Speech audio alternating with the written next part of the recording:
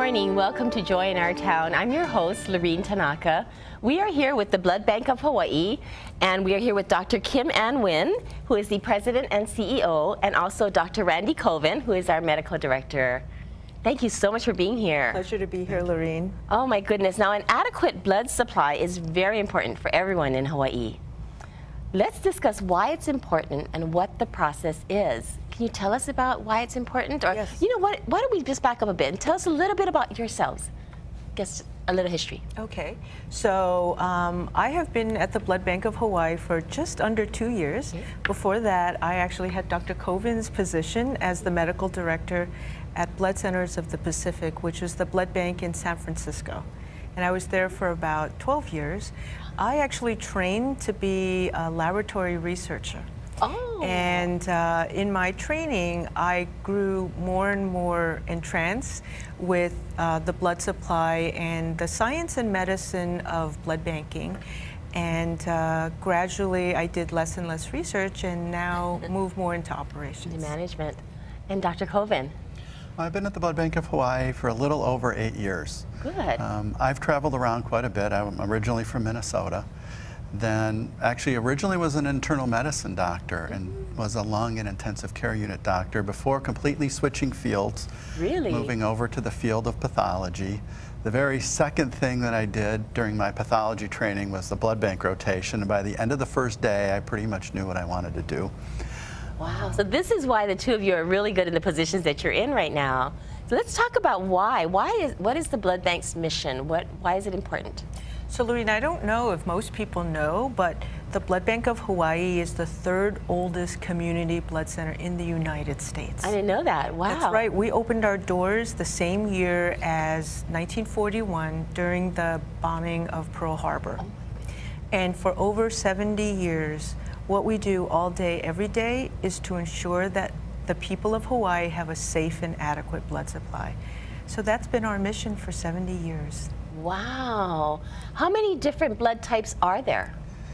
Well, there are at least 4 different blood types. Okay. There's, major yeah, ones. major blood types. There's the most far and away the most common is type O. Okay. Then there's type A, type B, and type AB. Okay. Okay. So you said the most common is type O, and we get our blood types from our parents. Yes. Right. Okay. Yeah, they're inherited. You get part of it from your mom and part of it from your dad. So if mom is A and dad is B, does that mean the child will be AB? Actually, there's a lot of different types you could be. You could be AB, but you could actually be just A, just B, or even O. Interesting, interesting. So why is it important to maintain an adequate blood supply here in Hawaii? You know, I think one of the things that most people don't know, in fact, most doctors don't know, because they're always surprised when I tell them, that blood transfusion is actually the single most commonly performed procedure in the hospital today. And it has been now for the last number of years. Almost 12%, or about 1 in 7 patients in the hospital, actually gets a blood transfusion while they're there. Is that for every patient going into surgery that would get a blood transfusion? Well, that's every patient just being admitted to the hospital regardless of why you're there. Okay. Blood transfusion may be used a little bit more in patients in surgery, but even patients that are there for medical reasons may require a blood transfusion. The thing about blood is it's really almost easier to think about it as a transplant, except unlike a kidney or an organ, this transplant circulates throughout your bloodstream, and the red cells provide oxygen to your tissues, and the platelets in the plasma help you clot when you get a cut, or you get poked, or you start bleeding. The other thing about blood is there's no other way to get it. Except through a transfusion. Yeah, well, yeah, and you can't make it in the lab. You can't grow it anywhere. The only place to get blood for transfusion is from another human being. A donor. Wow, Now, the blood, it's called a blood bank because obviously you're storing the blood there. How many years do you store blood? That's a great question. So I'm going to step back a little bit and put it in perspective what Dr. Colvin said. We at the Blood Bank of Hawaii are the stewards of Hawaii's blood supply. So as everyone knows, Hawaii, we are a state in the middle of the Pacific Ocean. And there is only one blood supply for the state of Hawaii and only one steward because there's only one blood bank of Hawaii. Being the stewards of the blood supply, the blood comes from the people of Hawaii. And the blood goes to the patients of Hawaii. We don't own the blood supply. The blood belongs to the community. We helped to collect it, to test it, make sure that it's safe, and make sure that we collect enough when the patients need it. So really, the Blood Bank of Hawaii serves as the stewards of a local resource. It comes from Hawaii, it goes to Hawaii. That's a good way of looking at it, and that's a nice explanation. Very good, thank you. Now, why is it important? Why is it important to maintain an adequate supply? And you're talking about all blood types, right? Because you never know which blood type is going to be in demand. That's right. And generally, nationwide, somebody needs a blood transfusion about every 2 seconds. Wow. And here in Hawaii, unfortunately, only about 2% of the people, about 2% of the population actually donate blood. It's actually been estimated anywhere between about 65 to some estimates as high as 95% of people will at some point in their lives require a blood transfusion. So I think most people assume that blood will always be there when they need it. Mm-hmm. It's, of course, our job to try and make sure that it is. That it really is. Mm-hmm. Wow. And Hawaii being in the middle of the ocean, if we totally ran out of blood in this state, we could ask other blood centers on the mainland to share what we call resource share. But you know, Lorene, blood is a drug, and so it needs to be shipped under very controlled conditions. And it takes sometimes 1 to 3 days for blood to get here. So being the fact that we are on an island and so far away, it is so important for us to be self-sufficient or to be sufficient to have an adequate supply, because we never know when the next disaster is going to hit. Exactly. We just had 2 hurricanes and a volcano this last year. Right. Right. So is the Blood Bank of Hawaii large enough to house enough supply for the people in Hawaii? We are very fortunate in that we have grown in the past to meet the needs of the state. And Good we job. actually, no, it's through the support of the community. And we actually fly blood every day to neighbor island hospitals. And we also fly our staff to neighbor island hospitals in order to collect blood. So every 2 weeks we go out to Maui, Big Island, Kauai. We grow and we're there whenever the community is there and where the community of patients are. That is good. That is good. Now, you talked about collecting blood. What is that? And that seems so scary, you know, to somebody who maybe has never given blood before. What is the process? Can you talk us through that process so that they're not so scared? Sure. The process is actually very simple. Okay. The first thing is, though, is you have to want to. You have to be a volunteer. Okay. We don't ever go out and make somebody donate. You have the to be vampire out there. You just have to come in. The first thing we're going to do is have you fill out a questionnaire that's Okay. designed to look at what medications you're taking, make sure really what we're looking for is that you're healthy and feeling well on the day of donation in order for you to donate. Then we're going to take you back into a private room. If we need to ask you any additional questions from what you answered, we can do that there.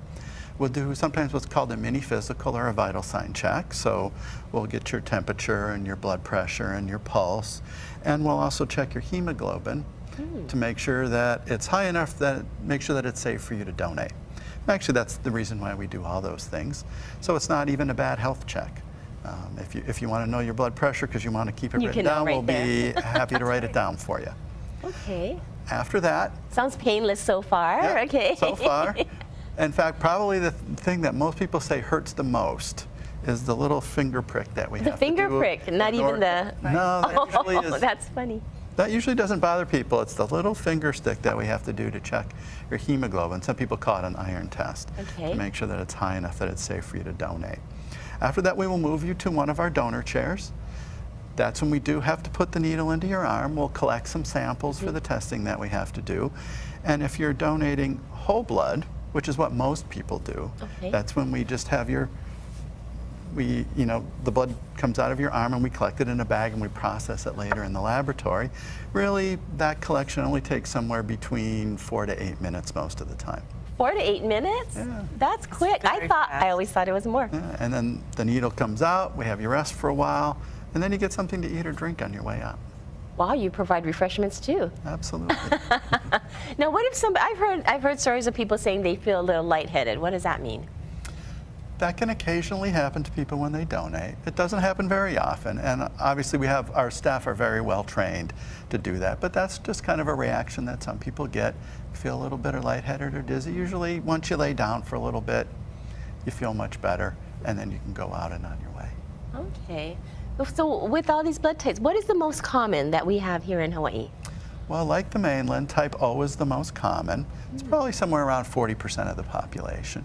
Oh, okay. Maybe around 30 to 35% of the people in Hawaii are type A. And then we have type B being the third most common and AB being the least common. In Hawaii, the percentages are a little bit different because we have a lot of people that are Asian or Polynesian. We tend to have people that a few more Bs and ABs than you might find on the mainland. But our biggest issue that we have here, again, because of our population, on the mainland they say about 15% of people are what we call Rh negative. Oh, okay. Here in Hawaii, we only have about 7%. So the people that are O negative, A negative, B negative, and AB negative, those we only have about half the number of people that we can collect from than they might on the mainland, and it just gets back to the population that we have here. But like we always like to say, actually the rarest blood is the one that's not on the shelf when we need it, regardless of what the type is. True. Now, isn't there a blood type that is considered a universal blood type? Type O is considered a universal type for red blood cells because it can be given to anybody regardless of their blood type. Okay. However, when you're talking about plasma, which is where the clotting factors come from, that's type AB that's actually the universal blood it type sounds so for confusing. plasma. You know, it is confusing. But he knows, and as long as he knows what he's doing, then that's Absolutely. good. It is complicated, but what I like to think of it is this. No matter what color your skin is, no matter what ethnicity you come from,